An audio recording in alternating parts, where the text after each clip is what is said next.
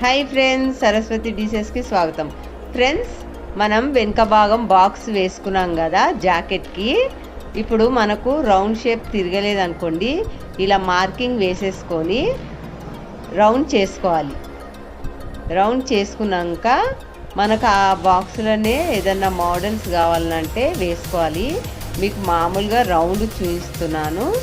మళ్ళీ మనము తర్వాత బక్రం కట్ చేసేటప్పుడు మోడల్ వేసుకొని కట్ చేసుకోవాలి. అది మన ఇష్టము. మోడల్స్ కావాలంటే మన స్క్వేర్ కానీ స్టార్ కానీ ఏదైనా వేసుకోవాలంటే బక్రం మీద వేసుకొని అప్పుడు కట్ చేసుకోవాలి.